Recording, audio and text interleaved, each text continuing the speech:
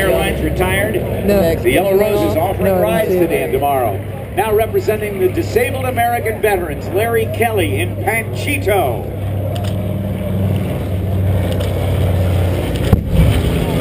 B-25s were used extensively during the war, but were designed initially to be used as bombers, bombing from medium altitudes. However, they found their way into the Pacific theater in a big way, starting with the Tokyo raid on April 18, 1942. That's the famous Twin Beach, known as the Kansan. Cool smoke ring. The C-47 that's coming by right now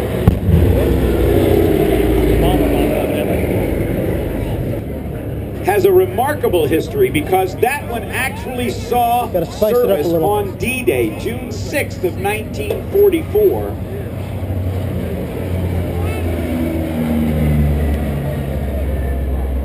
It towed gliders on D-Day in 2 different waves, also operated during Operation Market Garden. Markings are original. After the war, it served with the airlines for 40 years in cargo and spring and parachute, and it was abandoned.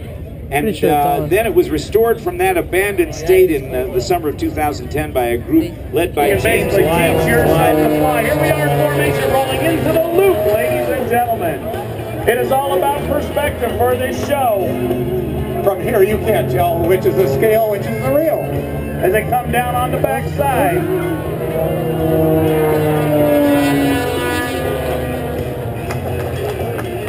And pulling up into the vertical of the Humpty Bump, you will see a half roll on the downside. Right now, PK and Matt are communicating via radio.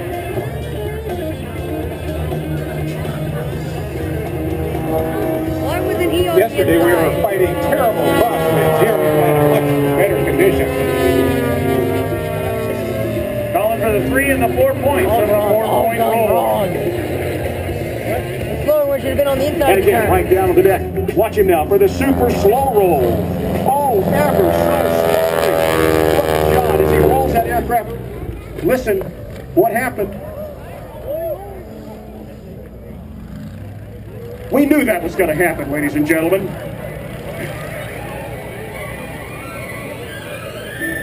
We really knew that was going to happen. Let me tell you what just happened. John put the aircraft upside down. He got a little negative G on the carburetor. He burned all the fuel out of the carburetor. When you don't mix air and gasoline together on an engine, reciprocating engine, it quits. When you roll the aircraft right side up again, fuel went into the carburetor a little too much. The excess fuel got burned as a big tongue of flame out of the right side exhaust on that Continental R670 engine. Can you do that again? No.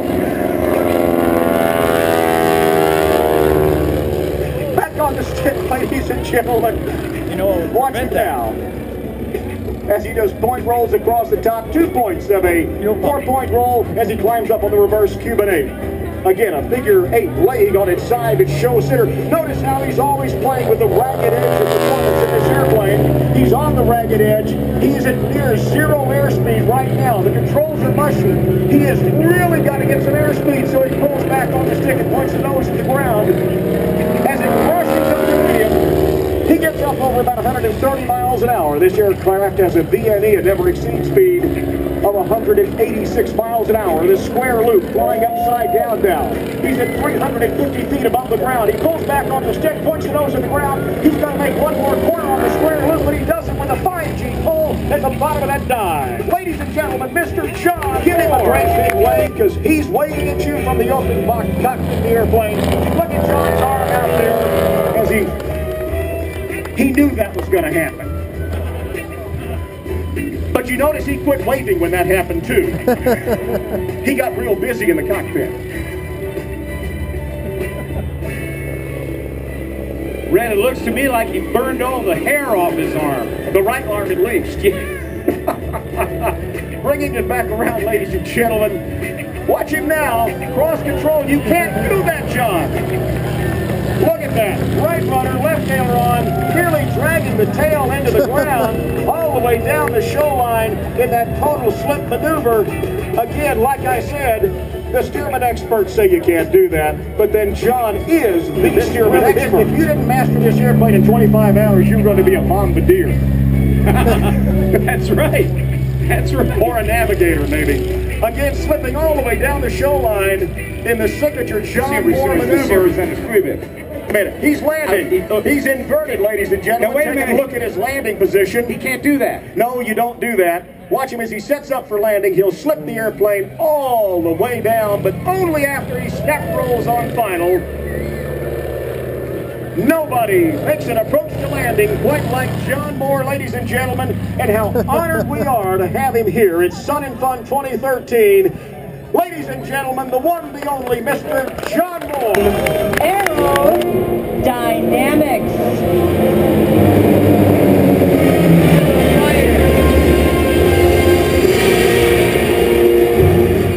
And after that opening burst, Alpha in the middle is climbing high for the line abreast hammerheads.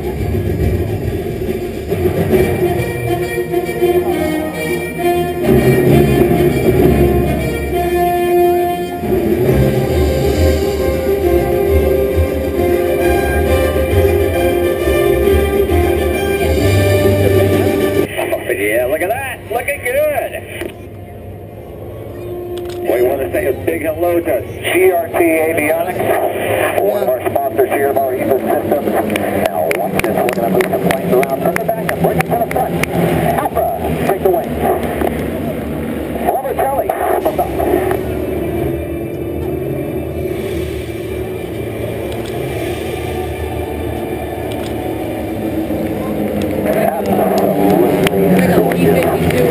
Don't go anywhere because we've got a few more things to show you. There's going to be some more airplanes now. Watch this. RV, drop back. It's still running out there. There you go. Look at that. I think the launch is about imminent. Keep your eyes on it, folks.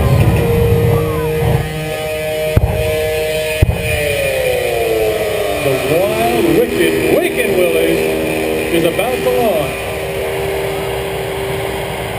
Houston, we have liftoff about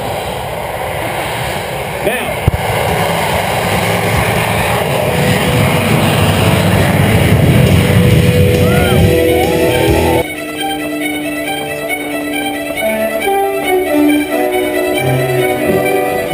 The craft of blending pyrotechnic mixtures and packaging them is almost as ancient as dancing itself, having existed in China for centuries before it spread to Europe. The Chinese used fireworks in many forms of entertainment.